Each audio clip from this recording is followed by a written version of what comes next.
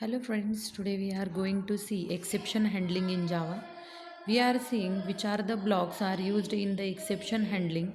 Now there will be the try and catch block. These two blocks are mainly used in exception handling. Instead of these, finally block is also gets used in the exception handling. Now firstly try block. The try block contains set of statements where an exception can occur. A try block is always followed by a catch block, which handles the exception that occurs in associated try block. Try block must be followed by catch blocks or finally blocks or both. Means after a try we can follow catch block or the finally block both. In the try block we can catches the error means find erase the error. Okay, syntax of the try block is a try in opening and closing curly brackets statements that may cause an exception. While writing a program, if you think that certain statements in a program can throw an exception, enclose them in try block and then handle that exception. Okay, means firstly in try block we can catch the certain exception, or thus there will be the certain statement which causes the exception. Now second one is the catch block. Catch block is where you handle the exception. Actually the exception which is raised, which we handle here in the catch block, this block must follow the try block. A single try block can have several catch blocks associated with it. You can catch different exceptions in different catch blocks. When an exception occurs in try block, the corresponding catch block can handle that particular exception executes. For example, if an arithmetic exception occurs in try block, then the statements enclosed in catch block for arithmetic exception executes. Now the what will be the syntax for the catch block? See, try into bracket the statements made that causes an exception, and then catch block will be here. Exception means type.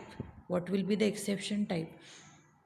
For example, array out of bound exception E, that will be the object, and the statements where error handling code will be happen in the opening and curly bracket of catch.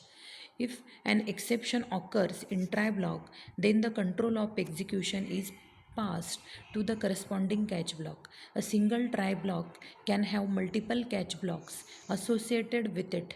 You should place the catch block in such a way that the generic exception handler catch block is at the last.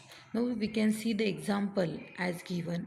Example, class example 1 public static void main string args, where the two integer variables are taken number 1 and number 2, and in the try block. Now see what happen here. We suspect that this block of statements can throw exception, so we handled it by placing these statements inside try and handle the exception in catch block. See, num is equal to num1 is equal to 0 and num2 is equal to 62 upon num1, means here the number will 2 will be get divided by 0. 62 divided by 0, that is a arithmetic exception. Now system.out.println num2 print and system.out.println. Hey, I am at the end of the try block. Now see what will be the catch block. The catch block is a arithmetic exception E. This block will only execute if arithmetic exception occurs in try block. Then see, you should not divide a number by 0. Then it's another catch is here. Other all over the exception will be any type of exception will be handled in this exception E. Exceptional occurred. System.out.println. I am out of try block, try catch block in Java. What will be the output? You should not divide a number by 0, because the number must be divided by 0 in above num2 is equal to 62 upon num1. That's why num1's value is 0. That's why such error should you should not divide a number by 0, and I am out of the try catch block in Java.